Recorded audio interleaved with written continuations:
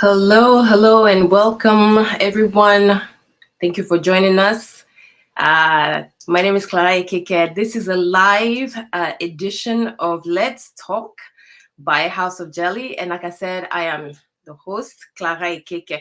And today we are so delighted to have with us a global artivist. You will understand why I say artivist because he is. We have with us Issa Nyaphaga, who will be joining us from Santa Fe, New Mexico. So before we get started with the conversation with Issa, let's find out a little bit about his work through these images. I'll see you shortly thereafter.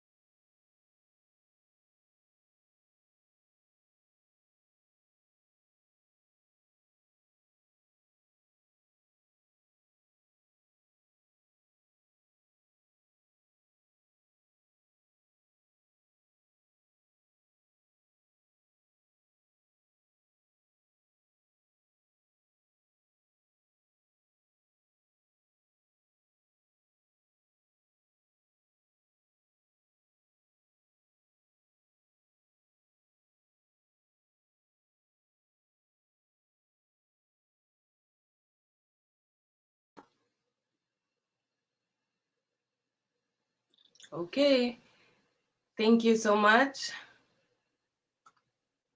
So,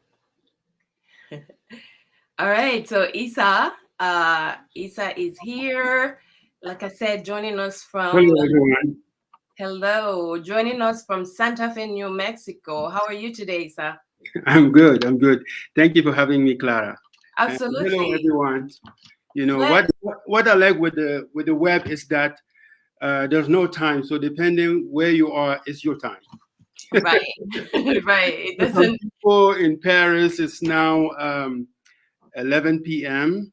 mm, and for others, it's late afternoon, and for me, it's the middle afternoon, and for other people, it's the morning somewhere. right, right. That's That's fantastic. We're living here that today. yes, It's exactly. happening right now. Who knew? Yes, the magic of the internet, isn't it? That's right. That's right. Right. So as I said, Isa, we're looking forward. We're delighted to have you, and I'm definitely looking forward to this conversation. And Hmm. as we get started, before we even dive into your work, and we've seen some of the images, some of the caricatures that you've done over the years, I Sure. want to ask first, who is Issa Nyaphaga, and how do you define yourself? Well, Issa Nyaphaga is was born in Africa, but he's not African anymore. He's actually what they call global citizen. Okay. So I was born in city of Douala, and at age of 7, my mother took me to her village because she sensed that I was going to be someone producing images and being happy. But her husband, my father, did not like me to draw people for some religious reason. So she decided, because it was a polygamous family, she just married another third wife for my dad, and then said, okay, because in Africa, actually love is a very big love, So, and then she said, well, I'm retiring to my village with my son, and I want him to farm for me. Actually, she has a vision that I should be growing up happy. Okay. So she raised me in Ditam. I was 7 when I moved to her village. And then she said, if you want to make art without being punished like your dad did, you have to farm for me. So I farm like a crazy person so I can make art and Oh, build my toys also with my childhood friends. So this is Issa Nyaphaga. Ah, that's wonderful. Yeah, that's all what I can say for now. Okay, that's wonderful. So that being said, you mentioned that you're now a global citizen, and we're having a conversation talking about the intersection of art and activism. And Yes. how do you consider yourself an activist in the work that you do? Actually, I don't wake up anymore every morning and tell myself I am an activist because the way that I process life, that's how my identity highlight themselves as an activist. Actually, I don't choose what I'm going to be or who I'm going to be. I just do things based on how my life is and use my own common sense. Then people kind of say, "Oh, you are an artist," and some people say, "Oh, you are spiritual or you are activist." So those are the one that put it up, and I also see in some articles or publication, and people even make movie about it. But I actually don't tell myself who I am. I Okay. am what people want to see in me. You know, Wow. they can see me as a devil because they don't know me. I look black, and so that's how devil is portrayed in some books, right? Yes. So Yes. until they talk to me and they realize that I am someone different, so I live life very happily and not questioning myself any other question because it is I need to get good sleep. So Right.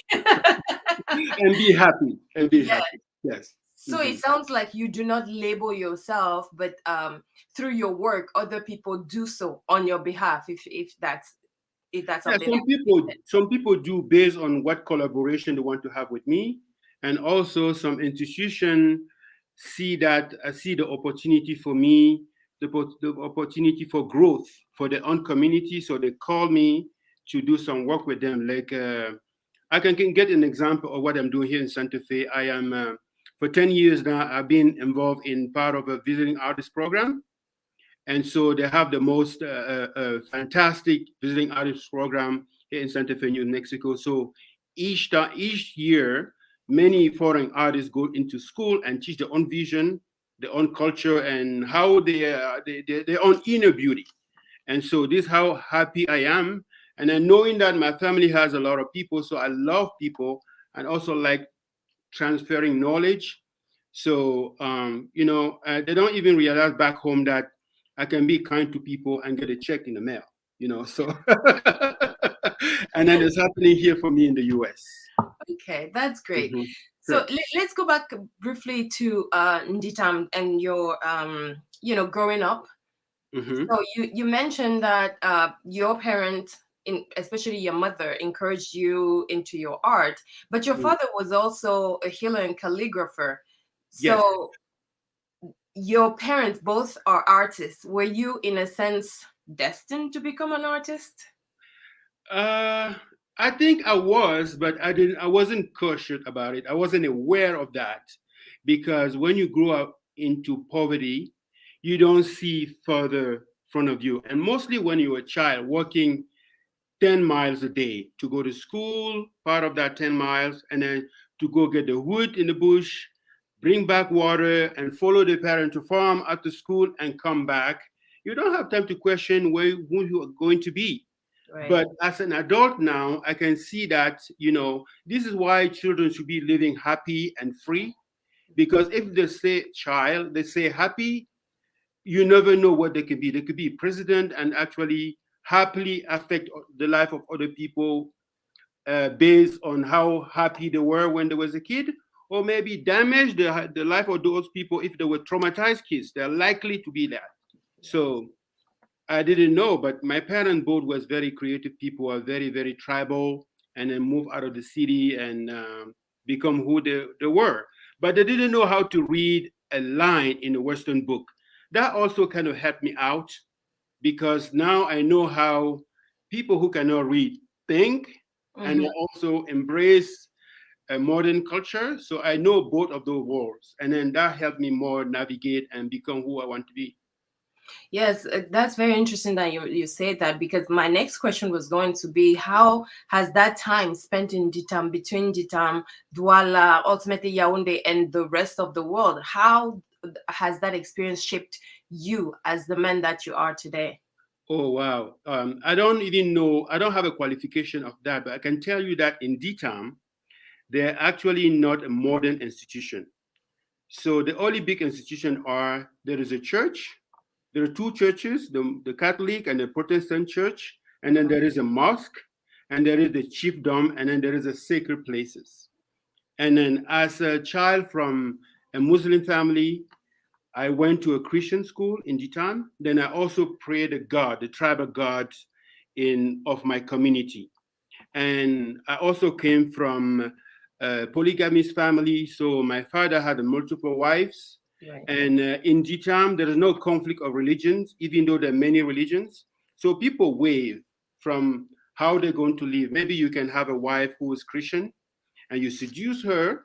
If you become Christian for 6 months, you seduce her, and then go back to your original religion, whether you are traditional African religious practitioner or you are Muslim.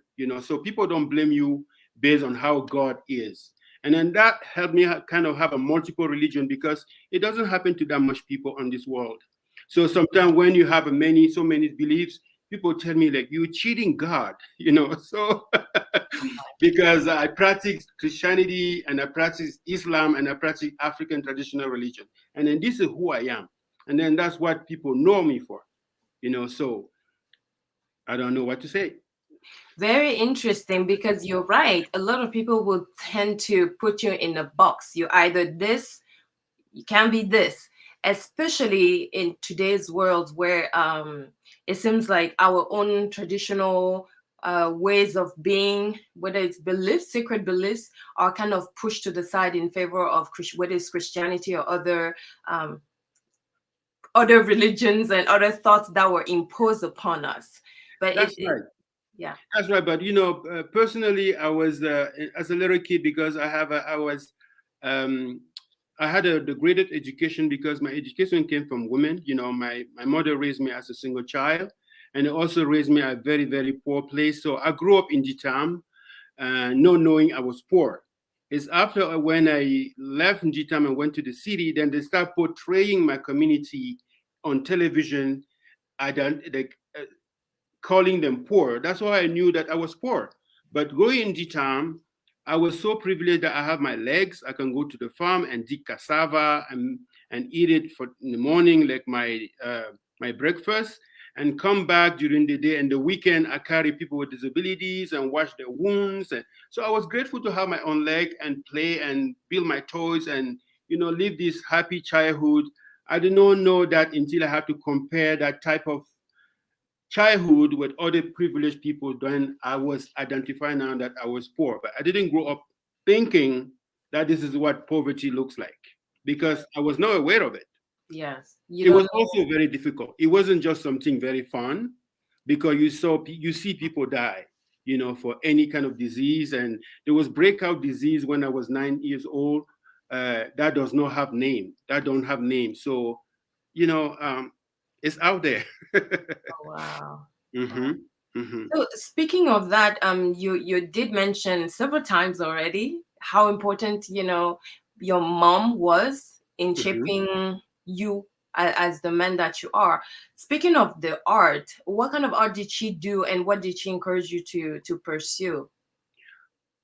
Actually, she did not actually teach me any art in any direction, because teaching in my tribal communities, actually you show people how to do it, and you don't tell them it's teaching. So they Okay. just have to practice it. So my mom used many different type of color of the ground, and then paint on the wall of the house, or her adobe house. And then that's what we did um, during the dry season, because my tribal community, the Tika people, live in the rainforest close to the Pygmy Bizan people. Mhm. And also there are farmers during the raining season, the big season from, I would say, March to actually November. So Okay. that's why many people grow crops, many variety of crops. And then the dry season starts from December to March again. So that's what people paint. And then so I was painting with different color on the wall of the village with my hands and my fingers. And then she taught me how to live without electricity, without running water, and also to love myself. So what they really taught me as a child is not art, because I am part of art. As an African, we don't have religion. We don't call it art. We just call it spiritual practice. So that's what we did, because she talked to this painting, to these walls every morning. And so that's her prayers. But it's the West who came with the concept of calling it religion. For us, it's not religion. That's what we practice. But they taught me how to live. They taught me to love myself, to love other people like myself, and then to love everything I do, and then to respect myself. Because if you don't love yourself, people will never love you back. If you don't respect yourself, people will never respect you back. If you don't fix your mistakes, people will not love what you make, because you don't recognize there's a mistake in it, so you don't fix that. Right. So this is what I was taught, part of it. And so then they have to let me go throughout the world and be a strong man. But I don't even know if I'm strong. I just do it. I just feel like today I want to make it through the day, and then I will see tomorrow what comes with it. Okay. So Mhm. speaking of leaving Ditam, now transitioning back into Douala, because uh, from if I remember correctly, so you left Ditam, went back to Douala, finished secondary school, then went to Yaoundé, right, for the university. Douala, Douala. Oh, in Douala. Yes, Okay. that's where my family lived. But Oh, Yaoundé is very political, so I couldn't live there. I would die before the age of 20. well, hold that thought, because we're going to talk about your time in prison. Where Yeah, because Douala is actually a very rebellious city, so there are no order. Actually, when I grew up in Douala, there were just 3 street lights for 4 million people. wow, and So it's you got getting to bigger. survive it. Yes, I can say I'm a Douala survivor. Oh, kind of.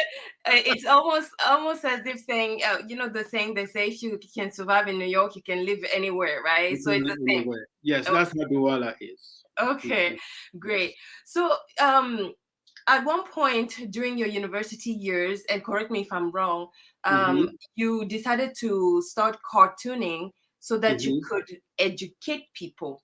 Yes. At one point, did you decide that it was first of all important to educate them, and why did you choose cartooning? Okay.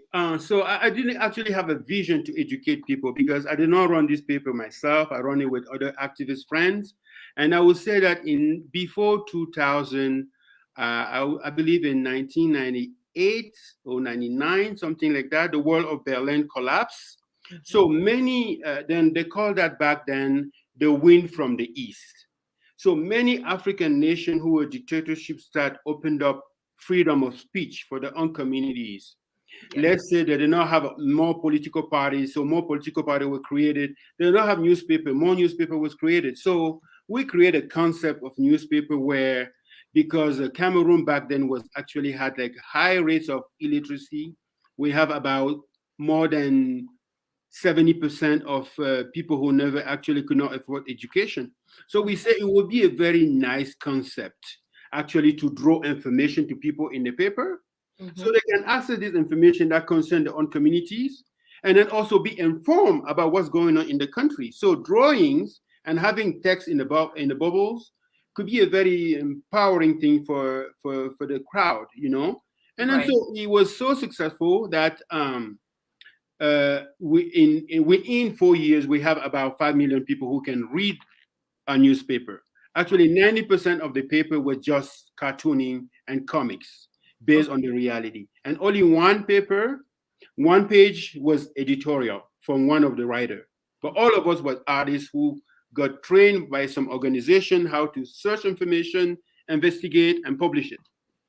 Okay. Mhm. So hearing you, just so that it's clear, because I remember growing up, Le Messager Popoli, that's what we're talking about here, the That's right. That's newspaper. right. There was other many other people papers in the society. There were also Le Moustique Déchaîné.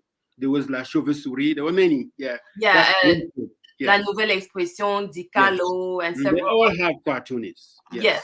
Hmm. Now, so were you part of the group that with Pius Njawe Yes, that I was. actually started the Hmm. newspaper? Yes, Pinjawe, who went to prison 126 times in his lifetime because of his work as a journalist in Cameroon. Wow.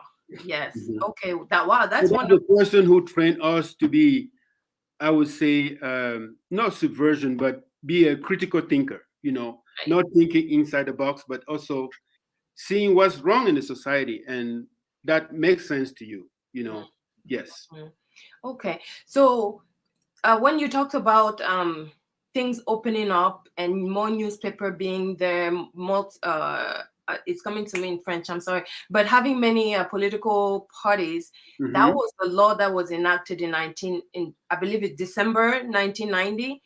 Yes, they make many laws. Actually, they make laws. Each time it didn't work because law are so stupid sometimes that they don't make sense to you. Here in the US, right? So you can go buy a beer or buy alcohol, and you, obviously you are more than 30 years old, but the person wants you to present your ID, Mm-hmm. knowing that the rate is maybe 18 average Yeah. age to buy alcohol. But the person can just judge that you're more than 30, right? But he Mm-hmm. wants you to go get your ID in your car and present it. So it's so ridiculous. And then this is not progress.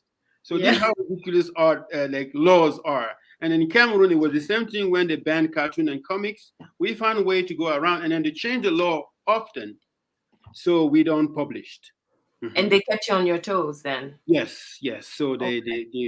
they actually imprison many other people, Yeah. those who produce news, those who sell in the street, even the printers. Everything was destroyed. It was very bad time for journalism in the country. Yeah. Mhm. So So that was the early 90s, and throughout the yes, 90s, until you left, that yes, was what was going on.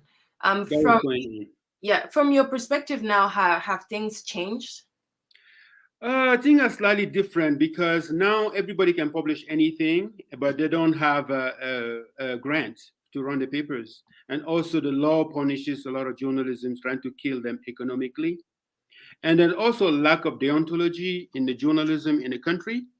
So it's very, very more is it's gotten better because you have more title, more newspapers printing out, but Okay. actually the deontology code of journalism is not there yet. So this the publication need more means in terms of professionalism, in terms of economics and ideology. They just need more stuff because when I see what they write today is more sensational, and it doesn't actually educate people like it used to be in the beginning.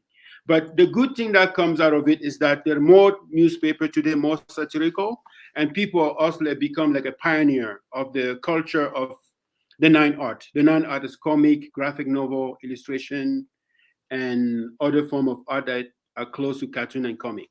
Okay. Yes, Now, knowing exactly what you were getting into, right? By uh deciding to take this journey sure. in the political environment that you were in, did you at any point say that, well, maybe I'm exposing myself too much, or you see where I'm going with this? Maybe I'm Yeah. exposing myself too much. Maybe it's dangerous. Maybe I should back up. Did that any cross your mind at all? No, because I was raised with a parent who told me not to be afraid. Like anything that doesn't kill you, tomorrow you have a growth. If you go to bed and feel like, okay, today I can feel my toes, I can see, I can read, I can write, I can walk, then you're great. So I was raised by a parent who told me not to be afraid of anything I wanted to do. That's one thing. And second thing, I wanted to have a salary, you know. And then so being a cartoonist, my first job, I was making 15,000 francs CFE. How much is that in dollars? Oh my Maybe goodness, I don't maybe know. $30 every 4 weeks. That's what I was making Oh wow. as a young artist. You know what I mean? So it was a big deal for me because many artists create work and they don't even sell the goddamn work. Right. And so I will have this security, financial security for $30 every 4 weeks that I have to make by publishing many cartoons. And also because there's also no school of cartoon, because I am one of the first African artists in North America who teach comic, cartoon, and graphic novel, you know. So I just wanted to work on my skill and polish it and be greater than better than today than yesterday and the next day. So it was very good skill for me. And the best thing was that if you are in such position, 5 million people are going to read your idea every morning. So I was making a cartoon like in the evening today, knowing that tomorrow at night, 5 million people will hold their breath, waiting for what's going to be on the cover of the newspaper tomorrow. That's a lot of power. Even for free, I can work. So I didn't even measure the risk and what I was getting myself into, but I knew that it was high level of provocation, because Right. in a society where politicians are so stupid, it's the meat for artists and cartoonists to bite into, So I just went extreme with my friends. Okay. Yes. And you had fun. I think it sounds like you had a great time, and that was the most important thing. Yeah, even all the torture that I have, all the, the bad treatment in prison, and every kind of bad thing that they did to me when I was in prison, and I'm living now, so I'm much more lucky. Even going to prison now, I know how precious freedom is. Just taking a walk in the block. Right. I know how precious that is. Have you been in prison, Clara? No, Issa, I know. No, no. So you don't know how precious it is for you to walk, like wearing a pants as a woman in the West and just walk out, right? Because in some countries, it's not allowed for women to wear pants. That's true. So every day, I just look at the mirror and tell myself how lucky I am to be free and to have survived in all that trauma. So I'm a different person today. And I still have to stay humble because I remember the word of my mom is that whatever happened, if you're still living, stay humble. Doesn't matter how much success you accomplish, just stay humble. Let other people talk about you. And I think that I haven't done much because even I have another month to live, I will not change anything. If I have to born again, I will born black. And I was born in Cameroon. Yes. The greatest place on earth, right? So when you are born poor, it's true that poverty is very harming. It's very rough. But when you're born poor, you don't have anything to lose. I had one pants and I also won one trousers, the short pants. So to be able to go out, I will wash the pants and I will hang them to dry and I'll wear the trousers and wait for it to dry while I'm reading a comic book for like 3 hours. When it dried, then I remove it and I put it on so I can go to wherever I'm going. Wow. So today I can count how many pants and how many pair of shoes I have. Wow. So I have nothing to lose. Wow, that's a beautiful lesson, definitely for all of us who are listening to you. That is a big. I hope some people are listening out there. Yes, they are. So let's talk about not to have you relieve the trauma of it all, but let's talk a little bit about your time at the Newbell prison. And for those who don't know, perhaps you can better explain, but Newbell prison, what it is, where it is, and why you ended up there. Okay, so Newbell prison is a government prison in the city of Douala. The only one prison, and in Cameroon, actually, only the government and prison people. It's not like you can have a private prison here in the U.S. Instead of building school, you make money out of people freedom. It's not like that in Cameroon. So in Cameroon, the government built prison, and as an activist, I want to tell you that. Each time a right is violated, it's also violated by people we pay our tax to so they can have a good retirement benefits. Because the Russian mafia, the drug cartel, or even the Cameroonian mafia, if there is any Cameroonian mafia out there, don't do much damage than people we pay taxes to so they can make a good living. Yeah. So the government in Cameroon created a prison in the middle of the city of Douala. And actually, the prison is meant to have, I would say, 700 people, but there's actually over 2,000 people in that prison. So that's why I went to for 6 months. And so getting in prison as a cartoonist, before that, I spent 2 weeks in the Bureau of Information in the Commissariat Troisième. It's Douala District 2, when I was put there to be questioned. The precinct. Yes, before they sent me to prison. Okay. So I went there for 2 weeks and then I was abused, hung, and actually tortured to say the name of my friends because the Cameroonian government changed the law and also banned information. But we published cartoon with nicknames. And Okay. so, and then the secret police wanted to know what drawing correspond to what nickname so they can arrest the cartoonist. Okay. So after that trauma, I went to prison for 6 months and I got to prison and I got lucky because the director of prisons, his wife loved my cartooning. And so he came to me and said, my wife loves your cartoons. And I said, oh, that's great. So what's up? So we got very accommodated and very warm. And I asked him one day that I wanted to have a pencil and a stack of paper so I can start drawing my work.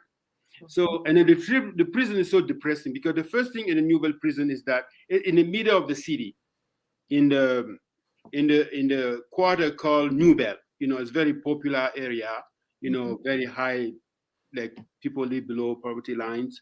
And so I told him I wanted to have a stack of papers and try drawing my work. He said, of course you can do that. So I have so much fun in prison that actually this is a very, very resilient lesson for me and for other people who are listening right now. So I was in prison, my body was captivated in prison, but my mind was free because I can just create and write all day. So by the time the day they say that you are free, I get a little disappointed because I felt so comfortable creating with no appointment with anybody. So people who really worry about me being in that prison were my family members and my friends. But actually, I was feeling so comfortable not actually being there with paper and pencils and all these colors, just making art in prison. So that really helped me. And I also listened to a lot of music to kill times because in prison, you have a lot of time. And in prison, when you're in prison in Cameroon, it's so depressing that you don't eat the food that they provide in prison. You can die from it. So your family bring you food every single day. The creator or whoever is out there has created. Your family bring you food every day. Do not eat the food in a Newell prison. It's the first disease contractor. Oh, wow. Yes. So that's what I can say about the prison now. And so actually, the prison is across the street of the prison. There is my primary school, Okay. École Franco-Arabe. So that's where I learned to speak and write Arabic. It's across the Newell prison. So I am the son of Ndicham and also the son of Newell in Douala. Okay. Wow. Which is known as one of the popular area in Cameroon. It's a slum. Douala, yes, that's right. Mm-hmm. Now, from Douala, without again going too much into details, you were able to leave Cameroon and seek exile in France. Yes. In 1996, it was in February. Yeah, it was very cold in Paris. I never actually experienced snow before. Oh, okay. So I landed in prison. It was freaking cold. Okay. When you landed in Paris? Yes. Okay. And over the years in of your time there in France, you worked again as a cartoonist. Mm-hmm. And one of the places where you showed your work or you contributed your work was Charlie Hebdo. Yes, I worked at Charlie Hebdo for like a year. Okay. And at the time, Charlie Hebdo has a cartoonist that I admire. You have a Cabu, you have a Walensky, you have a Sharp. So I met and collaborated with these people. And then back then, Charlie Hebdo had a very interesting, very more active way of evolving because they would raise funds for Sous-Commandant Marcos in Chiapas in South Mexico. It's an activist, an indigenous community in South Mexico who actually wear a mask and have a pipe. Mm-hmm. And then it was called Sous-Commandant Marcos. He was like an indigenous leader fighting against the central government in Mexico. Oh. So that's the people Charlie Hebdo was raising funds to support back then when I collaborated with Charlie Hebdo. Okay. And it's worth noting again or reminding people that Charlie Hebdo was the magazine or the publication itself was the satirical newspaper. Yes. Yes, the newspaper was victim of a terrorist attack back in 2015, if I remember. In January, yes, the first week, the 7th of January. Yeah. So many of those artists were friends and people you've collaborated with.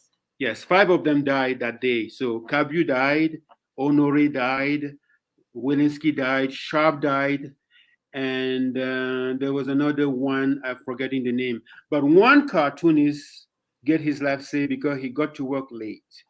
He's loose. Mm. So he liked drinking because I know him very well, but I don't know where he was that day. But he showed up at the newspaper late. He was late at work, and then the terrorist attack already happened. So he life was safe. Wow. Mhm. So, having now something to compare Cameroon with the environment, being at Charlie Hebdo and the other publications, did you find that there are differences being an artist in Africa versus a place like France, for instance? I know that they are, but I would like to hear from you what they are, what did you observe, and what could be better? Okay, so the emerging African countries are not actually countries yet. Some activists might say that the ex-colonial African states are not state. Actually, they are French. They are like the interest of the French elite Yes. because they put people in power, and then those people are not serving their own population. And it also means that artists there and culture there has a lot of potential, but the programs are not actually there to support artists. And Mm-hmm. this is why you don't have art universities. How you can see artists like Richard Bona never actually went to any And it's academic music school. So right. people play in the street. So I can say that as being partly indigenous artist and also urban cartoonist, I can say I am a self-taught artist. So I learned by collaborating with other artists, educating myself, and that's how growth comes. It's very, very different than artists living in France, whether they're artists or cartoonists. So it's much, much different because France is aware of what artists are, and also they have a very good program to support artists and more space for freedom. So it's just like a day and night, I can say. Right. But it was actually a growth for me to go to Charlie Hebdo. Is where all any cartoonists want to be because it's one of the most. It was one of the most powerful and most privileged newspaper in Europe, in entire Europe. It's Okay. unfortunate that Charlie Hebdo has to copy cartoonists made against Mohammed, Mm. showing that they're free. Yeah. Why they have the most talented cartoonists in entire Europe. So that's kind of a extremism, because the Danish paper that that published the cartoon of Mohammed was not actually a normal newspaper. It was a extreme right newspaper. Oh, far right. Oh, The really? far right, yes. And then that's the kind of images work that um, Charlie Hebdo copy just to republish because they hate, some religions. Mm. That And was I think unfortunate. yes. And I I, remember. I'm sorry. I, Go ahead. I have to say this without any complex because I was one of the 4 artists who went to United Nations Human Rights Council to defend artistic expression in the same year in 2015. Mm-hmm. Yes. So, tell us a little bit more about that. What was the purpose of that meeting at the United Nations? Okay. So until this Charlie attack in 2015, for the United Nations, there was not a regulation to protect artistic expression. So an Okay. organization in London called Article 19 organized a panel at the Human Rights Council at United Nations Human Rights Council in Geneva. I believe it was on March 4th, 2015. So I flew from New Mexico to go to Geneva, and I'm one of the 4 artists to speak to actually educate diplomats about artistic expression. Because I have to say that it's unfortunate that most countries don't check with the intellectual before they run the government. And ask me why. It's because in our profession, there is something called avant-garde. Right. Avant-garde means that if I'm a musician, there is a silence around me. I grab an instrument of music and I start composing. I fill up this silence with noise. And then that's the music people hear and get joy from. Mm-hmm. If you go to YouTube and type Trailer Michael Jackson prison in Thailand, you will see the video is actually 1 billion views, have the 1 billion views. There are people dancing on Michael Jackson music, you know, and it's part of prison therapy for those guys. Okay. And this is the power of art. This is what art can do. Make a lot of people happy. Even when you have a breakups or you have a depression, you just have to put music. So artists see images, see the future, or maybe they don't have to be artists. Martin Luther King, who has a vision, or Gandhi, they can't draw and write, they can't write and draw, right? But they have a vision. Yes. And it is how some countries should be, many countries, I think the entire planet should be run by asking the intellectual, those who think out of the box, what is best for this society, so they can actually run the government based on that thing, so they don't have a crowd one day in front of the office, you know, protests and all this, and then they have to rush to fix it, you know. Because when you're a good politician, because I am a cartoonist who observe a lot of politicians, and to be a good politician, you have to anticipate your programs. You don't want somebody, like, you don't want a crowd to show up at your office screaming, we want this, we want that, even though you could have prevented that by just solving problems before they get to you. Right. You know what I mean? So Yes. in my work, something called avant-garde. So that's what we taught diplomats, to explain to them what the importance of being an artist is, how the artistic expression is important for many people. And so I also run many programs to free many musicians in Africa who are going to prison. And so concerning that panel at the Human Rights Council, actually the headquarters in New York passed the resolution the following year, in 2016. The United Nations headquarters in New York passed the resolution to protect artistic expression around the world. Okay. After we did the panel a year before in Geneva. Oh, that's wonderful. But we're going to take a break, just a very short break, just to show a short video of you. But sure, before we do that, I'm wondering, what do you think needs to happen in order for our countries and the continent to take, what's the term? To be more responsible towards artists and to take artists seriously? Because back home, artists are considered, it's really not a profession. It's just something that, oh, he's doing this, he draws from time to time, kind of like football used to be. But now, because of money, maybe, footballers are taken more seriously than artists. What do you think that is? What needs to be changed? What needs to change? So it's an answer for now, or after we shoot the video? Okay, let's just watch the video for 30 seconds, and then we'll come back with your answer. Okay, see you in a minute. Okay. Okay, bye.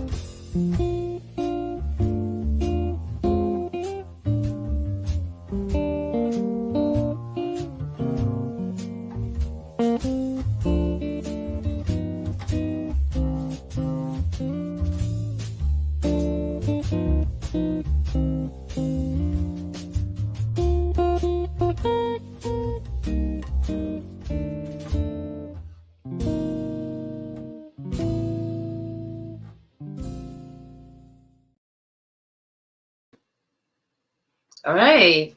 So we're back. So Issa, before That was a kind of funny video. before seeing you over the years, have Mhm, been mhm. evolving. My multiple facets. Yes, there are quite a few of them, I have to say. Actually, it's very funny to see yourself. You see yourself being edited by a friend. So it's a Yeah. video by Victoria Scott, Oh, one of thank my you. one of my influential friends in Santa Fe, New Mexico. Oh, great. Thank you, Vicky, for that video. Thank you, Vicky. Yes, so I am eager. I'm sure the people watching us also want to hear the answer to the question that was asked. Why is it that Africans don't take artists seriously, and what needs to change? Well, it doesn't mean that there are no artists in Africa. There are very good artists, but it's actually the system that has been put in place that did not have a more open space to value artists. Otherwise, when you visit Africa, you see how people dress, you hear the music, you eat food, but actually, it's not valued as culture that people can sell, like they sell cacao, gold, oil, or other minerals.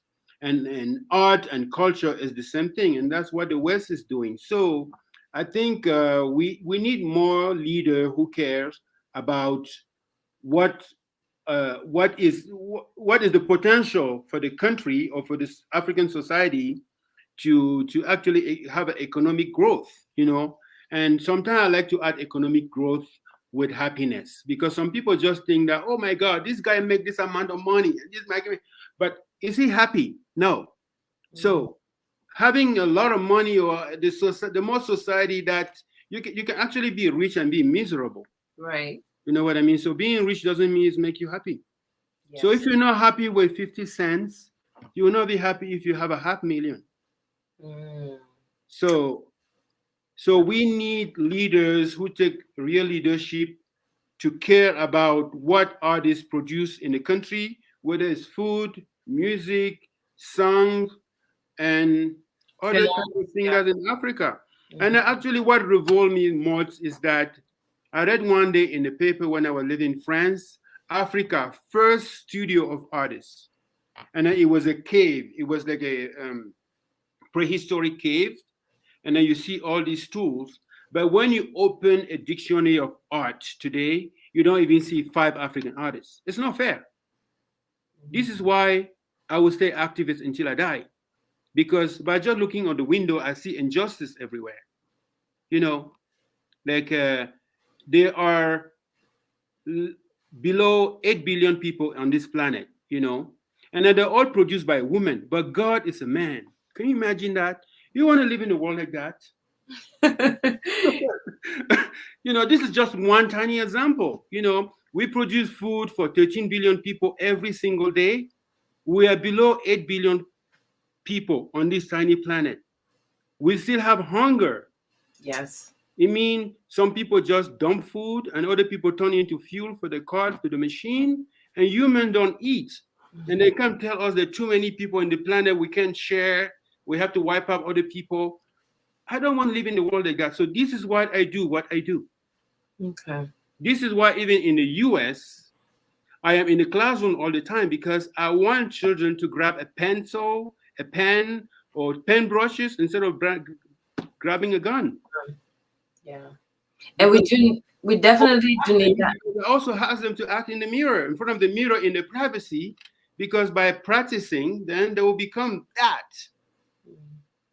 And then stay a kid, because my mother also told me, if you want to grow up as a happy man, just stay a kid, because children don't actually intellectualize things.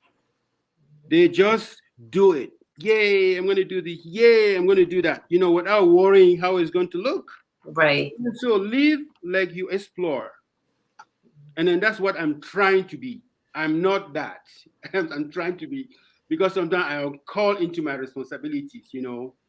As a grown up, right? Yeah, the bills, the contribution, the trips, some insomnia, no night sleep, not enough rest, you name it. Yeah. Now, I've read an article where you were saying that you were sharing your belief that arts can save lives. Hmm. And what do you think that is? How and what do you think about that? Well, as an art therapist, I heal myself by painting my body because, after I get trauma in prison in Cameroon, actually, when I was in exile in France, I went through therapy work to heal because I was having a lot of things at night, a lot of darkness, and it wasn't effective until I started painting my body. Oh And wow. so, and then I developed now a concept that I offer the art therapy to people with mental disabilities, people with physical disabilities. So art actually make people happy. And then if you're happy constantly, you will do more than if you're depressed all the time. So Right. this is what I offer. So art can save lives, if you see it that way. That's one way to see, and another way is through my activism, I to make to put up a radio station or to run the program of my organization HITIP in Africa. I host art events, with many people, many doctors, many community leaders all over the world who want to host an event. If you have a project, then we do a performance and collaborate with musician. He plays live, and I paint my body, and people are around. They're amazed to see that, and then they come up to me and say, "Do you think I can do that myself?" I say, "Yes, of course. I didn't own it. The reason why I do it is to get you to inspired." Mhm. So this is how this is how our save lives. In Okay. many other ways, there are many dimensions out there. Some other people can explain it better than I do, but this is how I see it. You And this know, is from your personal experience. this So is my personal experience, and then you can imagine how many letters or after any class around the world, people write to me or send me, just write into my notebooks how amazed they were, by just how I interacted with them. okay. So Mm. you mentioned that method that you developed to help not only heal yourself but heal other people or assist them in their healing. Can you tell us how you came up? Because I've seen so many pictures of you with different drawings. What do they mean, or if anything? I've seen some with the lines Yes, going along the arms, and I've seen the ones where you have the dots. Do yes. they mean? Yeah. Can you explain a little bit what that is? Okay, so in the society where I came from, if you want to understand the world around you, you have to look at the five finger of your hands. Look at my hands. You Okay. see, the Yeah. five finger are all different, but they don't have the same shape, right? Yes. So Yes. that's the difference in the world. That's the difference. And now there is a concept in my tribe say that um, uh, the energy goes around and comes back. So on one hand, I drew a line and shrubs. So Mhm. that's the line that goes where people want to go, right? And then on the other hand, there is the dots. Okay, so and then these dots, this line allow this dot to be connected. So they are life elements. So each dot is one person or a cat or living companion or the goat that you're raising in your space. Those are the lines. It's a society. So your hand can be a society. So that's what I designed. And then the others is just fun, depending because I paint white because I have a dark skin, but I can be painting other intense or varied or panels or variety tones that Okay. I like depending how I feel that day. Because what I teach the children is that art is also freedom, and then don't do it if you're not happy. Okay. So And then like nobody can tell you what color to choose or what shape to do unless you're doing it for yourself first. okay. Yes, and then keep doing it until one day you amaze yourself. And then that's what I did before I became an artist. I don't have a degree. And then nobody can tell you who you are. So you have to go out there and claim yourself. Mm. This is why when somebody says something about you, you get so depressed and get so poor. You don't have to. Because when the person talks, they're talking about their own voice. They don't know how you feel when you go to bed. Mm-hmm. They don't know how you feel when you get in the shower. You know. Right. Yeah. Even when you're greedy, you know. Yes. People know, they just don't admit it. You know what I mean? Yeah. So open yourself with no fear and be who you are. And then this is why I like certain words when some campaigns say be more, because you can always be more. than you are now. There Absolutely. always be more. Because in Rainforest Africa, when I start helping one person, I felt like I helped two people. Now we help 500,000 people. Wow. Now, allow me to just put this up on the screen so that people can see what we talked about. There's that picture of you having painted yourself there. It's Yes. beautiful. This is a picture by my Indian Shirley Gore, yes, in Santa Fe, New Mexico. Yeah, Mm. that's beautiful. Thank you. Thank you. Mhm. And so you also mentioned your nonprofit organization, Yes. HITIP. So can you tell us, before we go HITIP and Radio Taboo, can Mhm. you tell us which one is which and what do you do through those organizations? That's a funny question, but I don't do anymore. Anyway, Radio Taboo is a project Okay. of HITIP, who is Okay. my organization. All right. The abbreviation is Hope International for Chika people, but we're about to change it to Hope International for African people. Because Okay. Tika people, it was just because Tika people were more marginalized.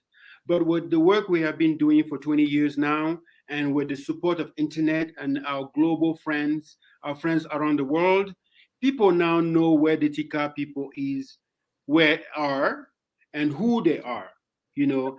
And there are more marginalized tribes, ethnic groups in Cameroon. So I want to open it to African people. And we also have African Americans now want to connect Mm-hmm. with the mainland.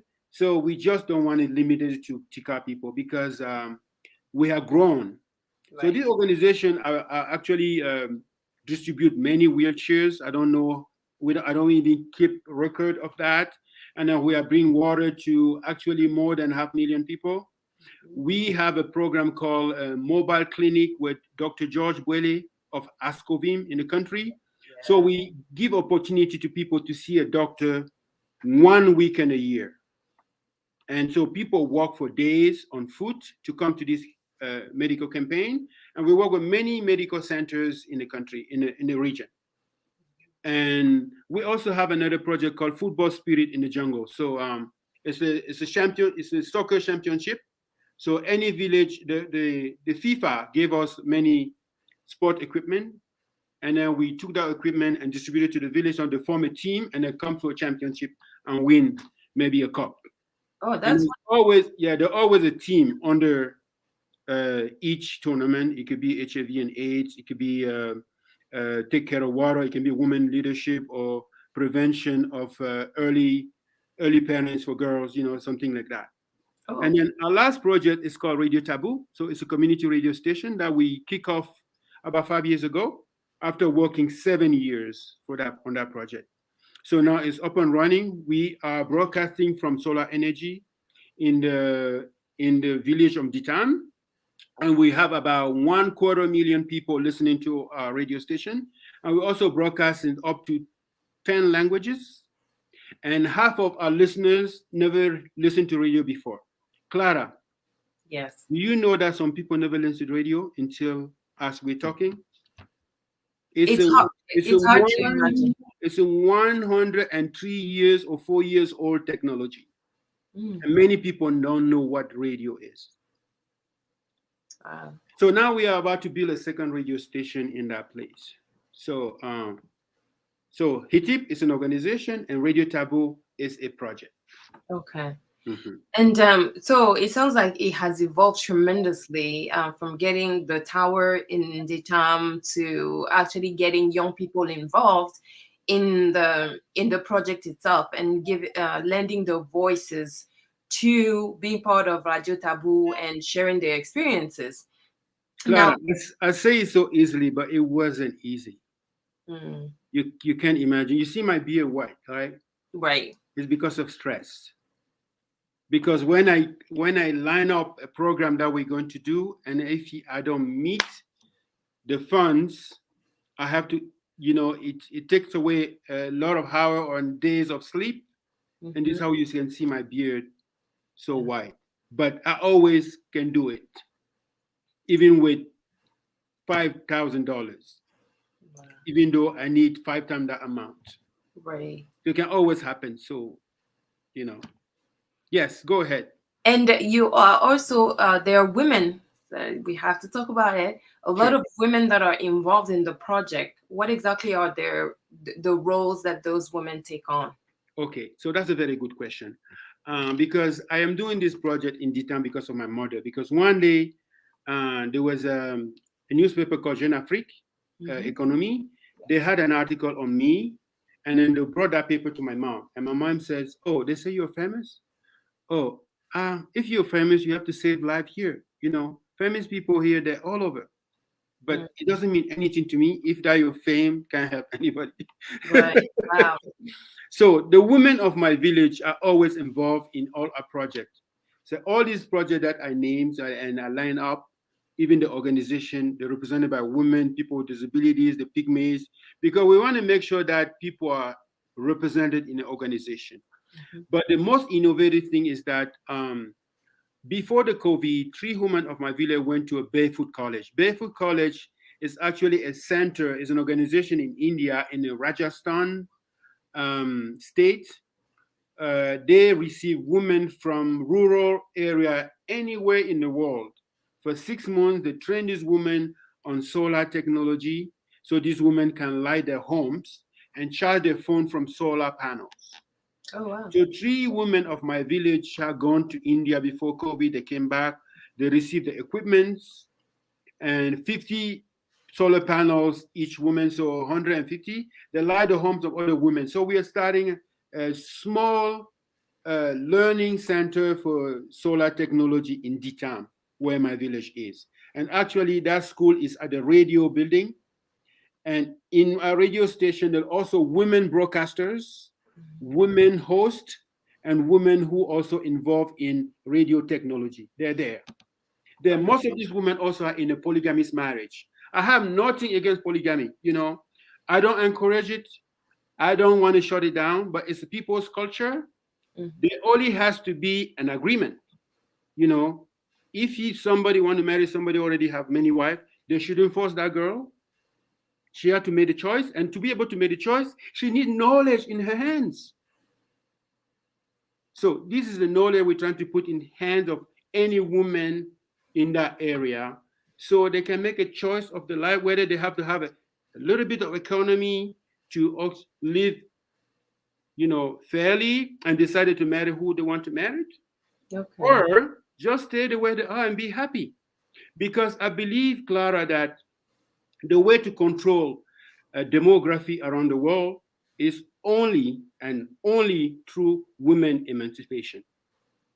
There's no other ways, because making people unhappy, making sure that they don't have babies without them knowing, put something in their drugs or I don't know, Mhm. it's not the way. Right. For me, it's not the way. Okay. That's good to hear. So, would you then say that the radio is focused on educating the community on um, different subjects, whether it's like you said, early marriage, early pregnancy, HIV education, and things like that, as opposed to maybe some other just simple entertainment? I think so, because in my own in my own life as a little child, knowing something is a power. Right. If you know something, it's a power. If you have a capacity to read and tell that this book is good for you or this book is bad for you, I know. If you know information, I can improve my life more. And then let's make it available to other people. Because in those countries, there's so much taboo that some people who are gone to school go in the village and tell people that, oh, God chose how to be educated. You cannot be educated. Your brain can process any knowledge. This is how we have to bring radio station to people. So it could be like a school for them. Yes. They can just stay home, because today there's one cell phone in Africa for three people. We are very close to technology. And then during COVID, the high school children stay home and get their courses through their cheap, their flip phone at home, because that's why we broadcast information of Radio Taboo through, so they can hear it at home, and then they got good grades today. Mhm. So Wow. by knowing, by doing, that's what we know. Because how do I become a radio guy, like a bush radio guy? That's what people call me. Because I just tried for 7 years. It was so hard. I didn't even know it going to work. But you And did then it. yeah, and we did. No, I didn't do it alone. I can't do Yeah, anything alone. true.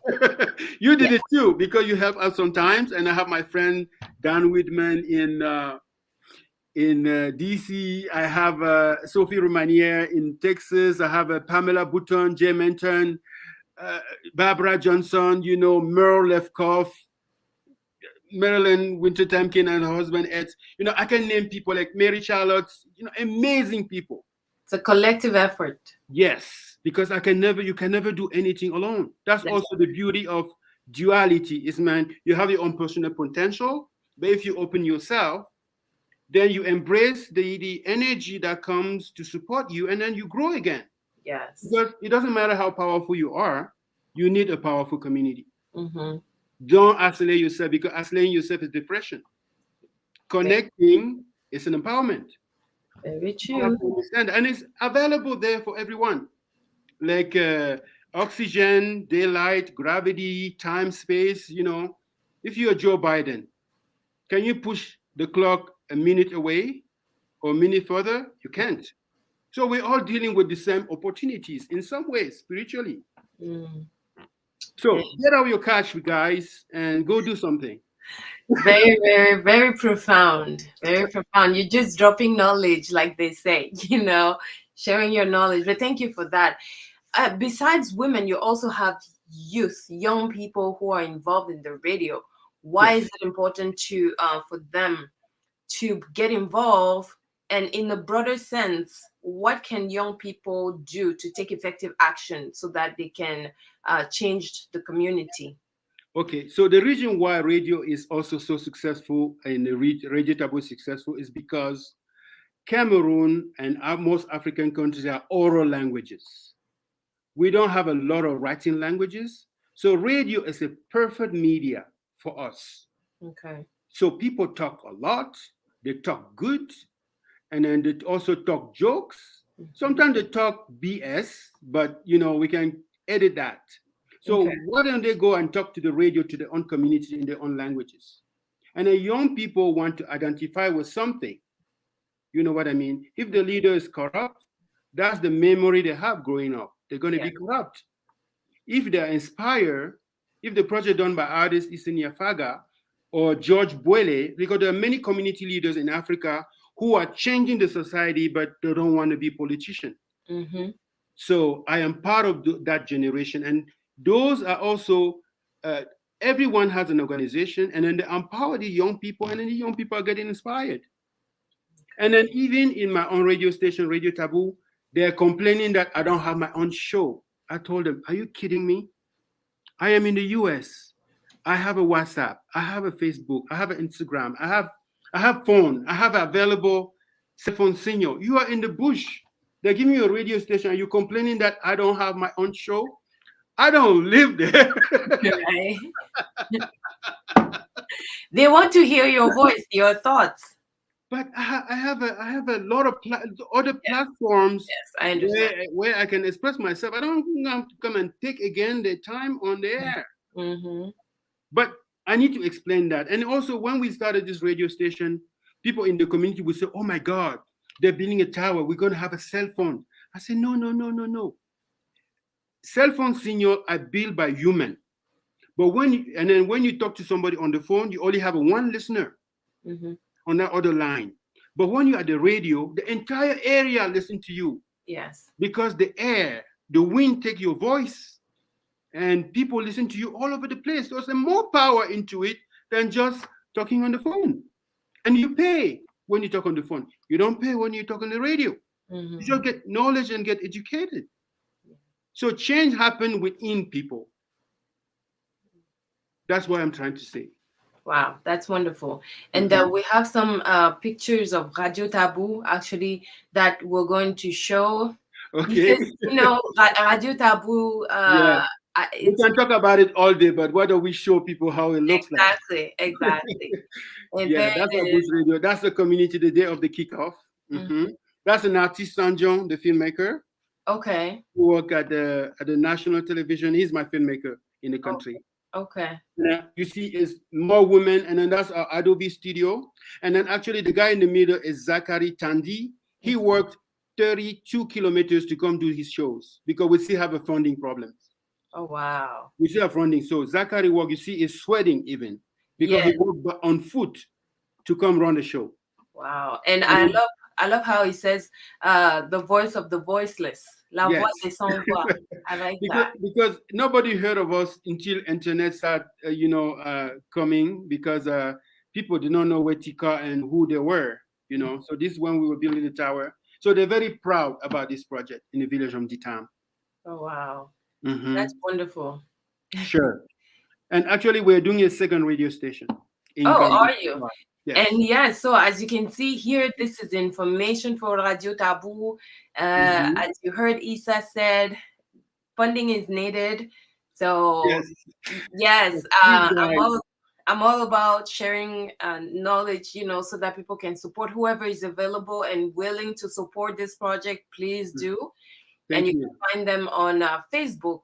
So yeah, so don't worry if you're an American citizen. We have a fiscal sponsor here in New Mexico. It's the Center of Emergent Diplomacy. It's 501c3, and so your donation will be tax deductible.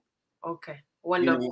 Yes, wonderful. So for free speech and any knowledge, and you can also come to the community because we didn't play the video when we have guests from the West, whether they're African American or researchers. Oh, wonderful. Okay, so that is also something that is available. Yes, it is. And then we have a channel, Issa Capillarist, and then Radio Taboo on YouTube. You can see our videos. Mm-hmm. Wonderful.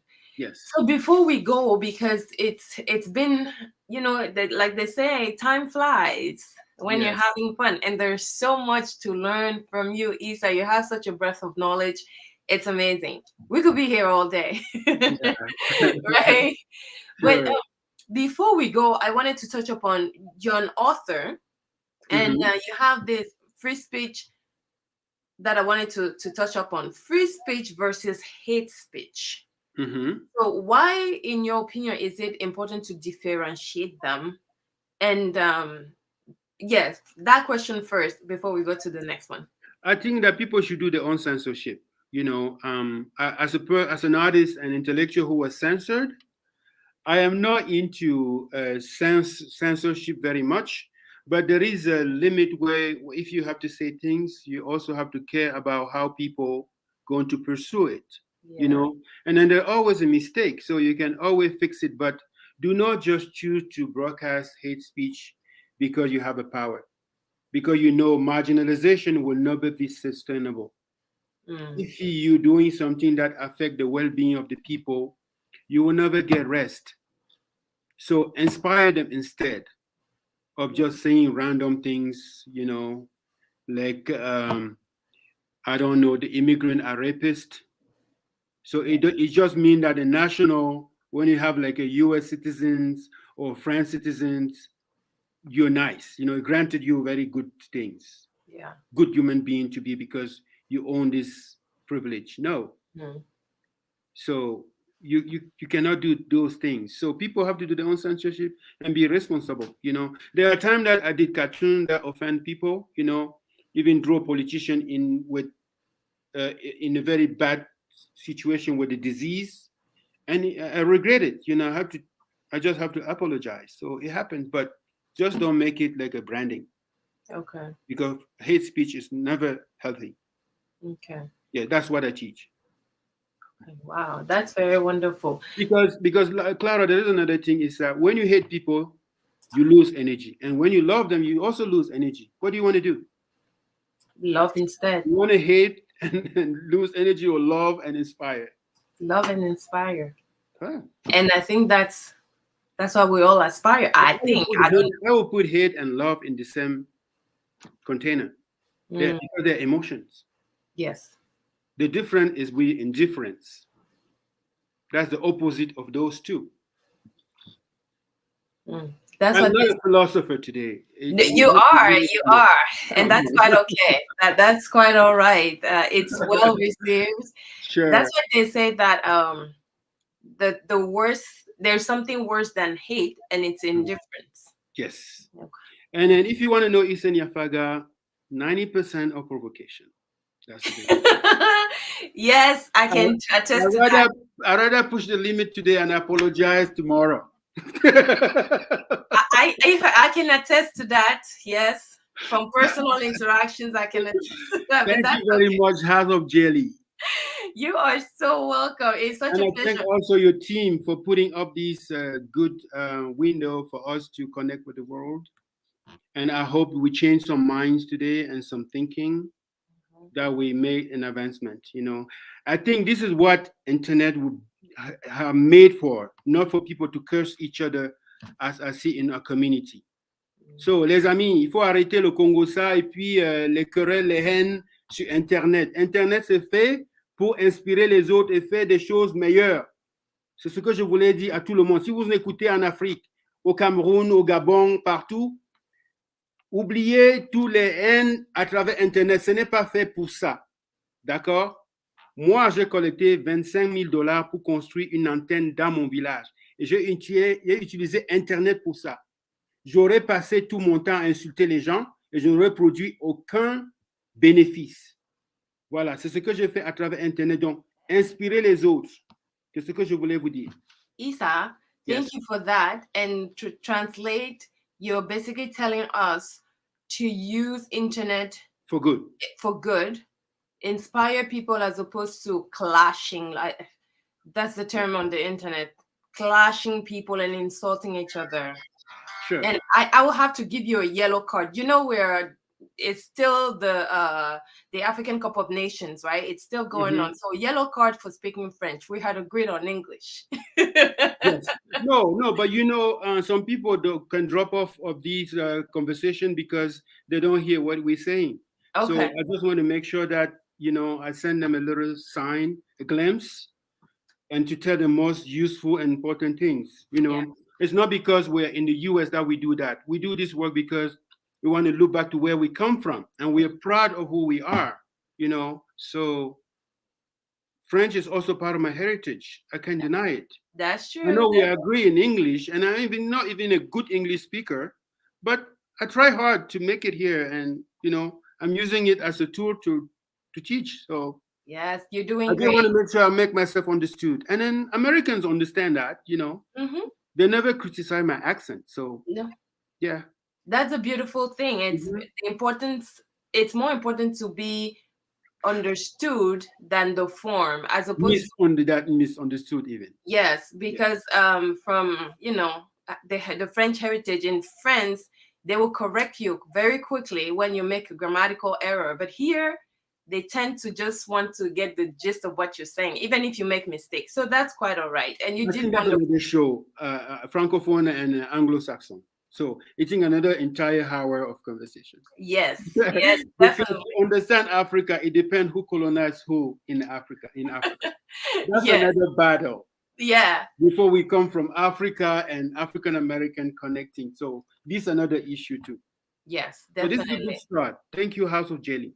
Oh, definitely. It's We've my been planning pleasure. this interview for 6 months, right? Sorry? We've been planning this to talk here for 6 months at least.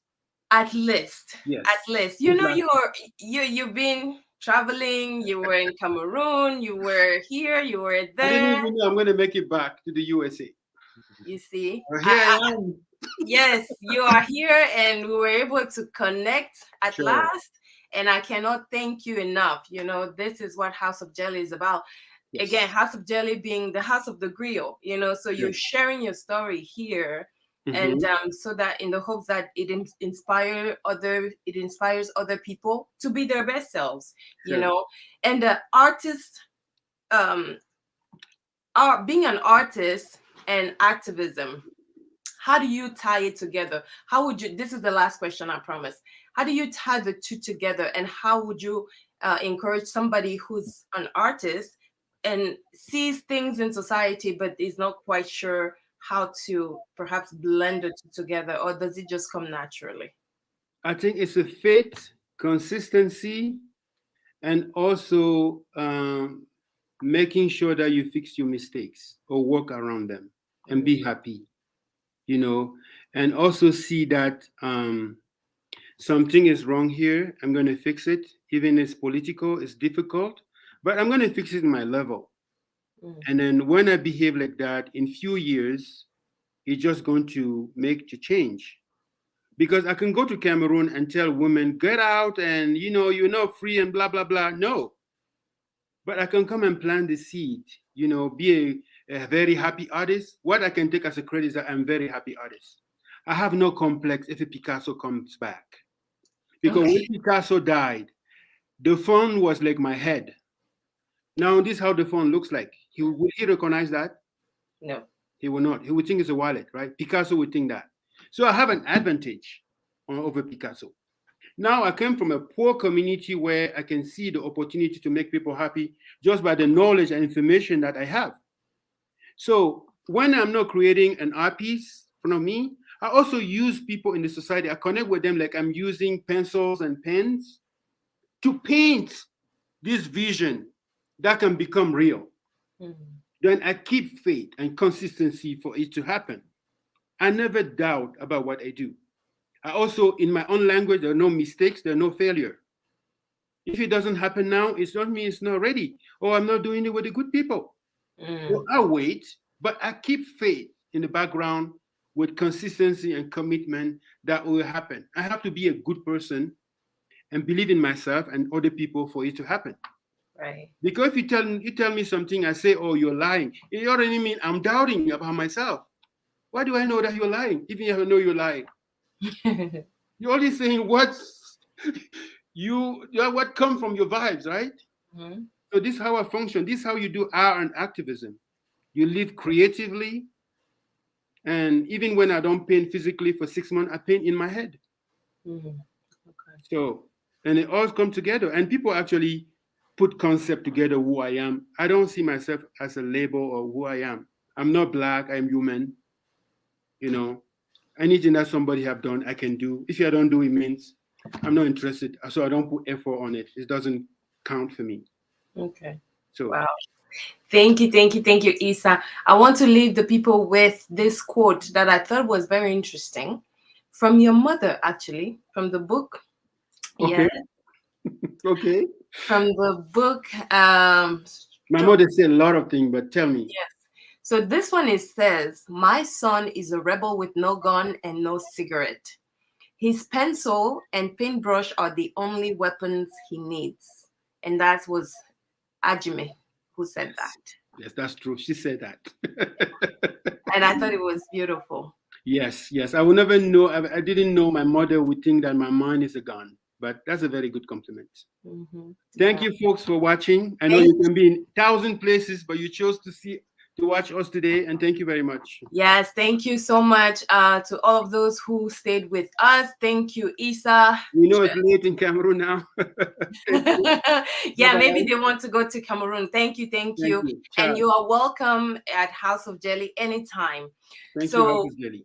Thanks. Yes. So for those of you who are watching us, this video will be available shortly on Facebook, on our Facebook page, House of Jelly 1.